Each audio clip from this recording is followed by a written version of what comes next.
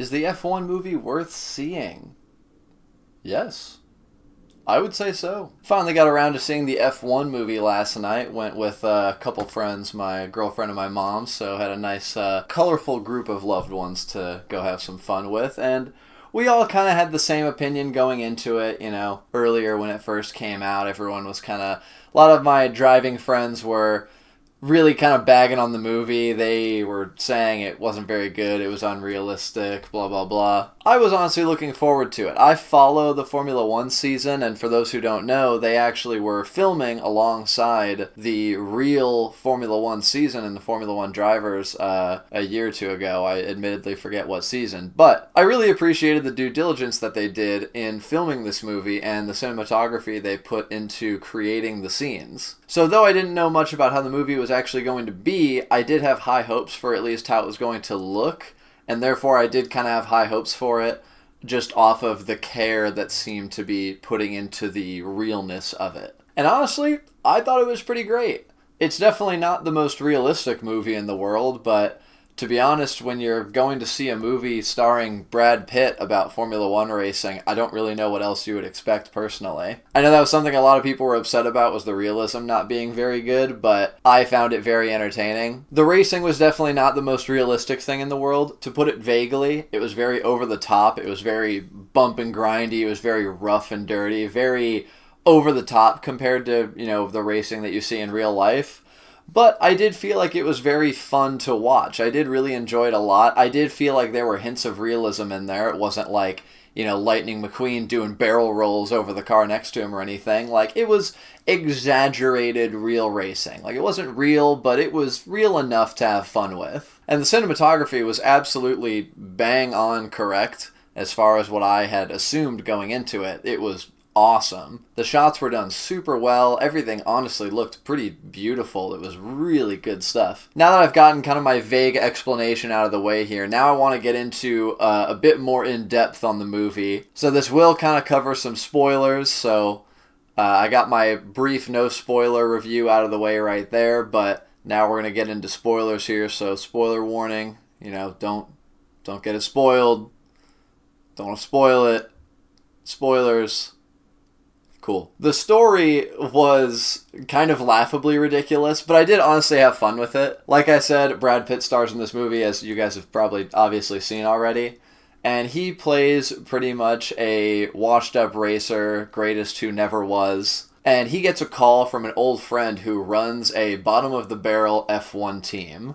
And so this guy calls up some guy who doesn't really do any level of professional racing anymore. And what I mean by that, because they do start off the movie with him doing another very professional race, he's very much doesn't care about, it's not all about the money, Spider-Man. Like, he's just driving for the will of the drive. He's just showing up for one race, getting a few bucks and leaving. Like, Brad Pitt kind of has this whole doesn't care attitude. Like, he's just driving to drive. He shows up and leaves, doesn't care to make a career out of it. And then here comes this F1 team boss being like, Sonny, I have literally no other option. My Formula One seat cannot be filled, and I need to come to you. So that part's a little ridiculous, but again, it isn't that big of a deal. It was just kind of a funny thing. Like, the story is kind of ridiculous. It's not very good, but you're not really in it for the character relations or anything. Like, that stuff kind of feels very cookie cutter-ish in a way. But another thing that was also insane with this movie that I honestly thought was really fun, as ridiculous as it was, a big thing that they revolve the progression of the team in this movie around is Sonny's very innovative gambling style racing strategies, his Plan C strats. And I swear to God, this is hardly an exaggeration, they would be in the room planning for their next race, and the strategists would be sitting there, the whole team, and they're like, all right, we have Plan A, we have Plan B.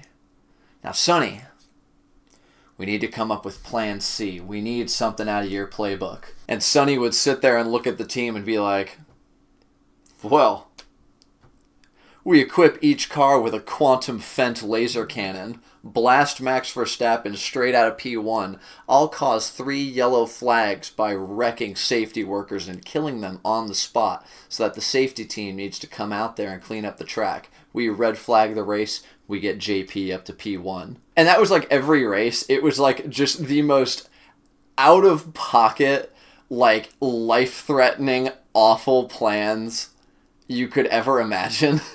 Like things that, if they actually did happen in the real world, would get you banned from the sport and fined out the ass. But it was really fun. Like, again, it was all this stuff that was definitely very unrealistic, but it was a very fun watch, and you're just along for the ride. It's pushing the story forward, as ridiculous as it is, and you're just kind of having fun being along for the ride. Now, as fun as the movie was, and as much as I enjoyed it, there were also a few parts that just didn't really make sense to me, and I found myself kind of rolling my eyes at, like, even with how ridiculous a lot of the moments in the movie were. There were 3 moments in the movie that had me doing this, and one of them I think is fair, the other 2 were a bit just whatever. But first things first, I'll start with the most excusable one.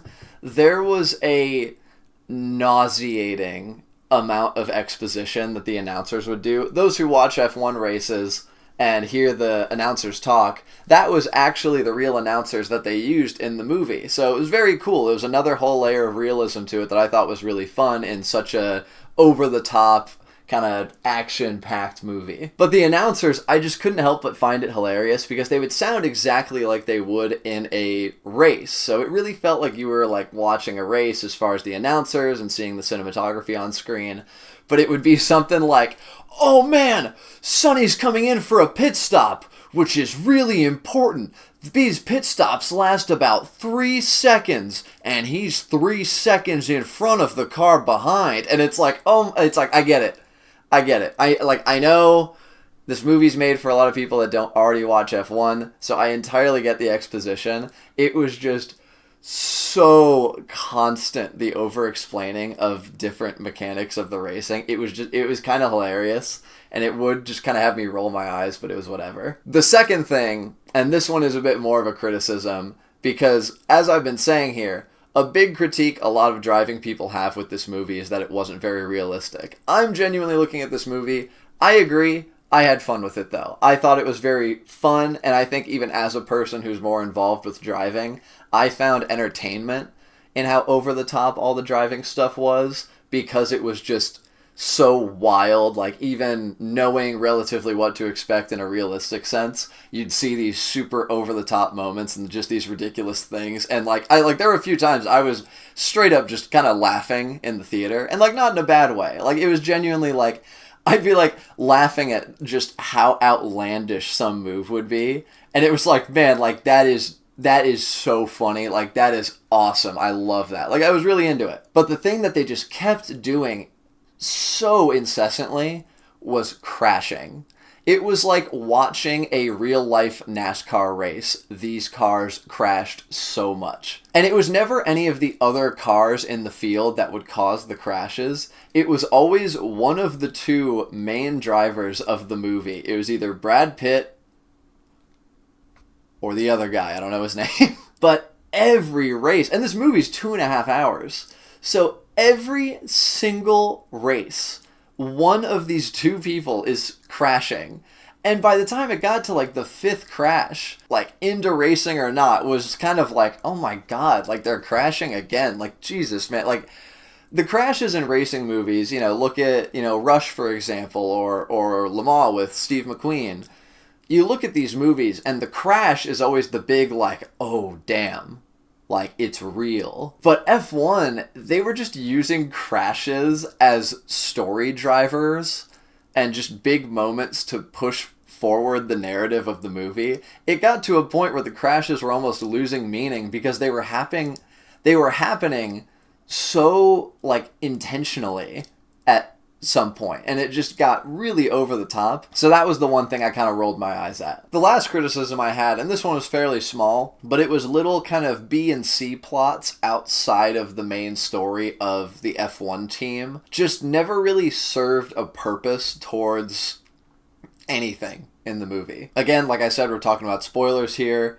There is a love plot for some reason. Brad Pitt, being the alpha male giga chad he is, woos one of the head engineers on the team. It's like the first lead woman engineer in the entire industry. And she doesn't like Brad Pitt. She thinks he's a hotshot know-it-all, can't even finish a race. But then obviously he wins her over with his dashing looks and personality, and then sleeps with her. After he sleeps with her, she is no longer a focal point of the story outside of her job with the team. He just has sex with her.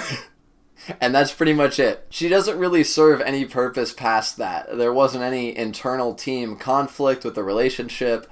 There wasn't any, she was doing more for him, kind of helped drive him forward. She still was just doing her job for the team. Like, I guess you could maybe argue she was listening to him more, but he also was finishing races by that point, and the whole reason she had said she wasn't going to listen to him was because he wasn't finishing races, so the whole relationship just added nothing, really, to the movie, but not really a big deal. It just kind of was a weird choice. I guess these Hollywood movies need to have a love plot, even if it doesn't mean anything to the story. And then also, kind of right towards the end of the movie, we all of a sudden get introduced to this villain character. He's one of the board members of the team, one of the big financial backers. Doesn't know anything about racing, just has this team as a financial investment that he's trying to flip for a good sale. And almost out of nowhere, kind of at the end of the movie, it flips around that he's been like this mastermind sabotaging the team so that he can close a sale.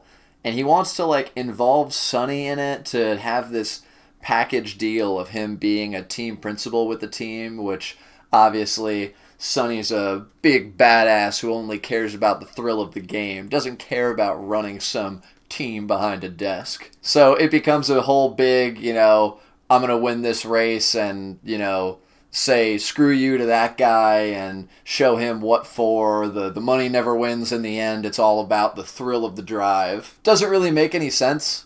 The whole movie, there's kind of already this big looming threat that the team will be shut down if they don't change something. So it's kind of just weird, like right before the end, they throw in this villain type character where now there's like extra threat, like now there's even more threat on top of the threat that was already existing. Kind of weird. Like I guess I get it, but it just felt kind of unnecessary, like same as the love plot. It was kind of whatever. But overall, genuinely, I really enjoyed the movie. I wanted to point out this kind of nitpicks and stuff just to kind of tell you my thoughts on the movie, but the whole movie as an entire package was extremely fun. I would not go there expecting the most realistic driving you've ever seen.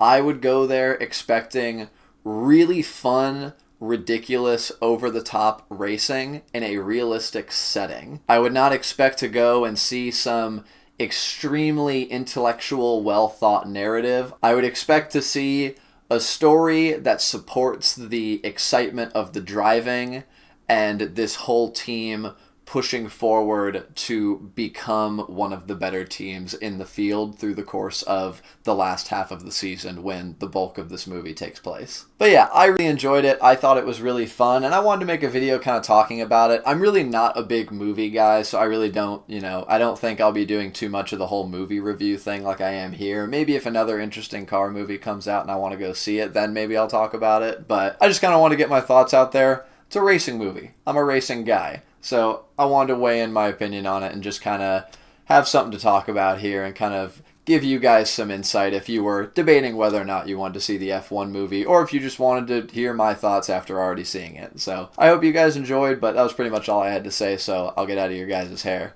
And thank you guys for watching.